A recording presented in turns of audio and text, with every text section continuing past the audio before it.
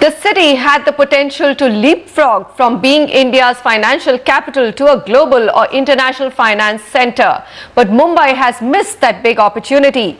Way over budget, way behind schedule, and way too little. That sums up Mumbai city's infrastructure and development track record. Now the Chief Minister Devendra Fadnavis is pushing for the appointment of a CEO to get things back on track. Can an empowered CEO save Mumbai? Niranjan Hiranandani examines the merit of the case. No matter how much money floats around in the city and how much taxes its citizens pay, Mumbai remains infrastructurally battered, holding the shameful title of being one of the world's largest slums. No wonder then the new Chief Minister Devendra Fadnavis is seeking urgent solutions. One of them being appointment of a CEO to turn around the city. There are multiple bodies in a complex and a large city or an important city like Mumbai which are driving development agenda for the city. So what you are looking at is a body or an organization or an individual which would sort of channelize the efforts of various developmental bodies. Development work in Mumbai is split between 17 different government bodies. Making matters worse are inefficiencies within the administrative system. A Global Cities Initiative report indicated that most city master plans are largely out of date. The Metropolitan Planning Committee, tasked with planning development, has no leadership agenda, and local representatives are under pressure to tackle short-term problems rather than look to the long-term requirements of the city. So many other things to be done which have not happened. There are delays which are inexplicable, 3 and 5 years, and the costs go up 2 and 3 times. Who's responsible for that? So therefore we need one centralized agency. Some experts say strengthening the existing administrative systems through an empowered mayor like in New York or London will have more impact.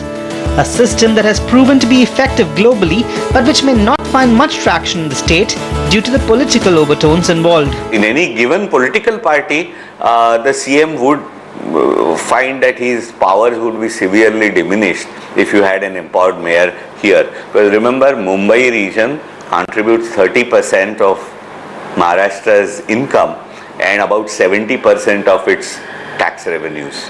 So it's an important hotspot. Any move to implement this is also weakened by Mumbai's relatively low contribution to the legislative pool, with only 36 out of 288 ministers being chosen from here, unlike in Delhi where greater political representation ensures that city projects are cleared much quicker. We don't have the representation of the entire state in Mumbai. The local elected representatives try and do their best, but they may not be getting support from outside. So therefore a CEO will bring that into focus, and get that support which is needed. However, the CM has a tough fight ahead of him, with regional parties already opposing the move. While that political debate goes on, there is no denying that Mumbai urgently needs an empowered body, agency or individual to break its infrastructure rut. Will the CM in his quest to turn Mumbai into an international finance center be able to do that? Mumbaikers can only wait and hope. From Mumbai, Niranjan Hiranandani for NDTV. Mumbai, a city of ever-increasing millionaires, also a city which has more than half its population living in slums. This irony is no longer amusing. Niranjan Hiranandani, co-founder and chairman Hiranandani Group, and Anuj Puri, chairman and country head JLL India, join me today to find out if the CM's idea is a workable one or not.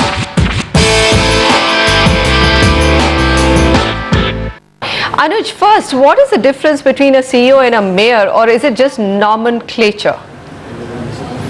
Manisha, there is really no empowerment of a CEO. So the empowerment only comes in from the CM. And it's the same for mayor as well, that the empowerment comes in from the CM. The package that you just put together very nicely. It says that the CM power is going to be diminished if you get a CEO stroke a mayor.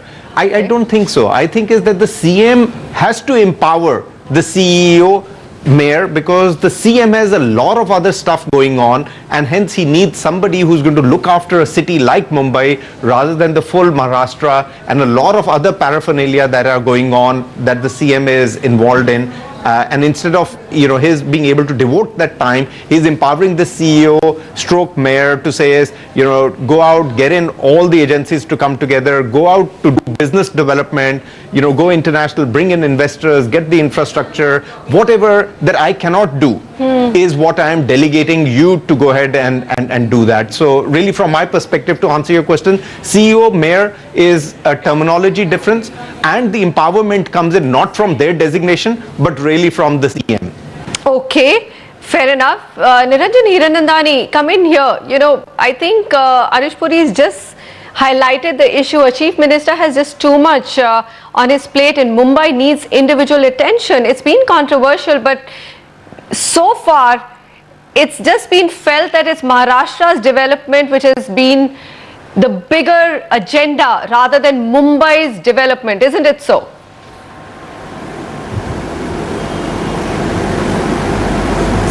Yes, but you have to understand one thing, that we have had such a deficiency of infrastructure in the last couple of years that it's not funny.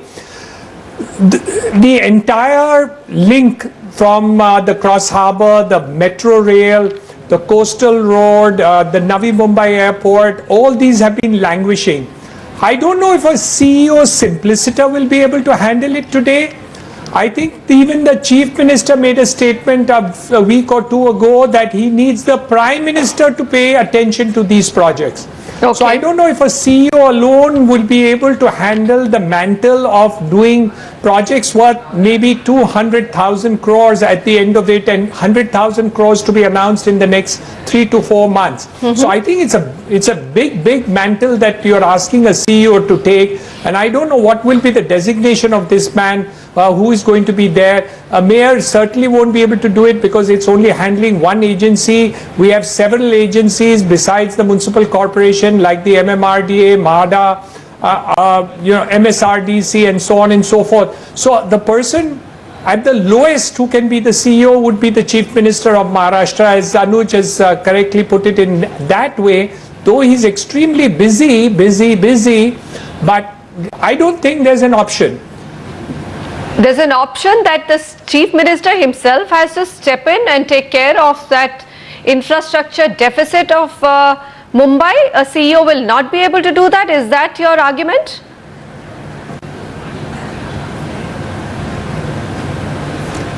Yes, Manisha, the problem is different. Who can today sanction 70,000 crores of rupees for projects of metro? Who can give you 30,000 crores of Cross Harbour Bridge? Who can give you 4,000, 5,000 crores worth of coastal road to be managed? And who will organize the approvals of coastal road from environmental clearance at the central government level? If you're telling me that a CEO will be able to do it, no way. I think it's nobody less than the Chief Minister himself who will have to do it at the initial instance. Yes, the execution can be handled by a CEO, no doubt about it, and should be handled by a CEO. But I think the initial takeoff before all these projects are financially and executively, technically and environmentally approved will have to be handled by a person not less than the Chief Minister of Maharashtra, and maybe Mr. Gadkari at the central government will also have fair enough. All right, Anush Puri, your response to that. Your response to that, Bombay Port Trust and other things. The Chief Minister himself has to step in and look at turning around Mumbai very seriously. A CEO will not be effective in such a case. What do you think? So Manisha, what Niranjan bhai is saying, has merit. He's saying is that it is such a serious and a severe problem today that we need someone with the stature of Chief Minister or perhaps even a Union Cabinet Minister to come in and help Mumbai. So it is true, that's the severity of the problem. Now the trouble is that the Chief Minister perhaps may not be able to find the time to be able to get so much focused into development of Mumbai because he's got other agendas that he's handling. I think what Niranjan Bhai is saying is that the power that is devolved on the CM should be then fully given to the CEO, because if you are just going to get an individual and make him an appointed CEO with a designation without the full empowerment that comes in from the CM, the CEO is going to be ineffective because the severity of the problem is very high today. So I completely endorse that view that if you are having a CEO, it's not about the designation, it is about the CM saying is with full sincerity, I'm going to empower this person, he's going to have the full authority and the full responsibility as I have, and I'm going to devolve all that up to this individual to be able to make the changes. All right, and Manisha, if that doesn't happen, then this will become just one more layer. Bureaucratic layer. Okay. So do you feel that, in this new chief minister see that intention of wanting to devolve power, Anuj? Do we get that? Because he's actually mooted this idea, isn't it? So somewhere I think he recognizes that the task is enormous. And my thought is, Manisha, it is probably coming in from that thought that the task is so huge that he's saying is, I need a focused organization led by a CEO to be able to bring Mumbai back to its old, shine, and for it to become an international world-class financial center today. And that he's saying is that it's not going to be possible with a lot of other compulsions that he has to be able to focus. And hence, his thought is that, let me bring in this organization with a CEO on top of it and then empower him fully to be able to go out and make Mumbai a world-class city.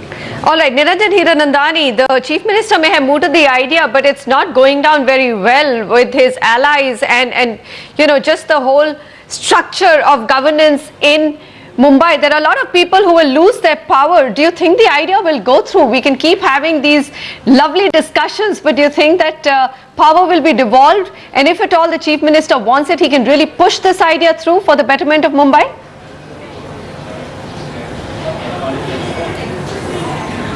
I don't know whether it's going to be effective at the initial instance, but yes, on the execution side, it is possible to get a CEO to do execution. There is no doubt about it. We have good bureaucrats who could be very senior bureaucrats who could become CEOs, but only from the execution perspective, not from the point of view of getting these projects approved and initially cleared both at the central and the state government, and also for the clearance of the financial involvement of these projects.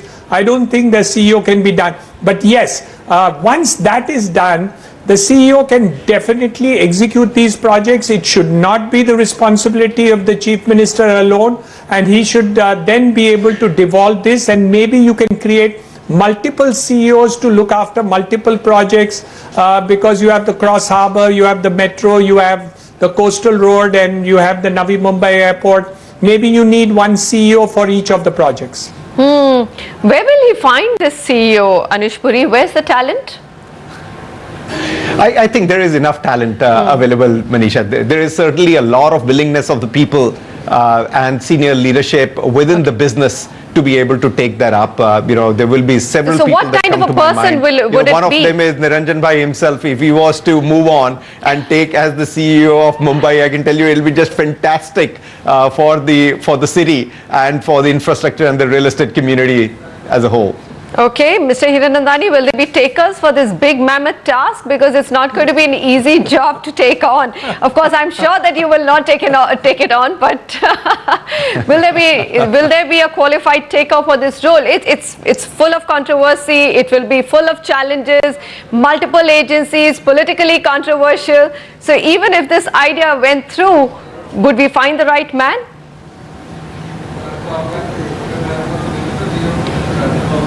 I would take it on. If I was given all this job to change Mumbai, I would be happy to take it on. There's no problem about it at all. It can be done. There is no reason why it cannot be done. And for Mumbai, I would love to do it. But the jokes apart, I think there are lots of people who can do this job at the execution levels. But politically, it would be difficult unless the person didn't have the powers of the Chief Minister to actually get it done. So I think, we really need to balance these two parts of it. And as Anuj has correctly said, it's the enormity of the matter is so large that at the conceptual and financial and organization level there are challenges, but not at the execution level. Execution is possible. Okay, Anish Puri, finally give us an example. Take Mumbai with all its oddities, its challenges. Give us an international example where a empowered CEO or a mayor structure has worked and something that Mumbai could probably easily follow.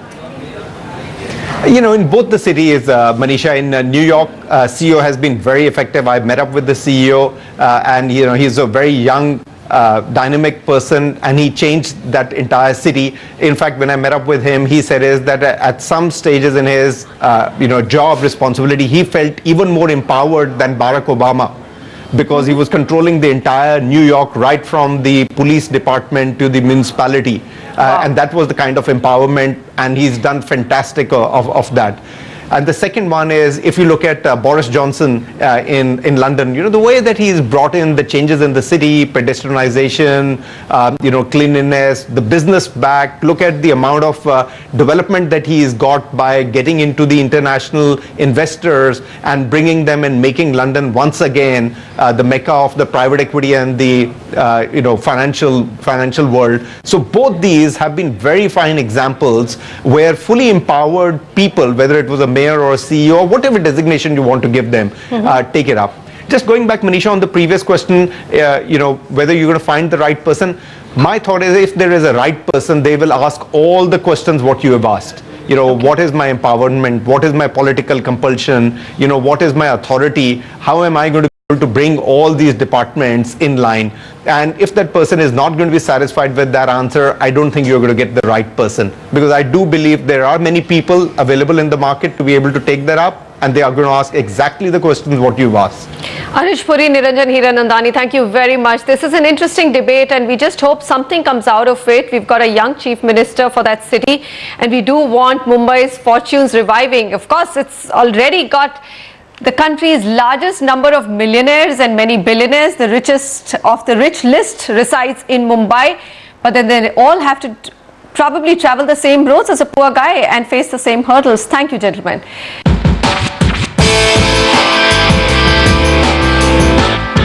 On our way back, we will scout for budget homes in Bangalore.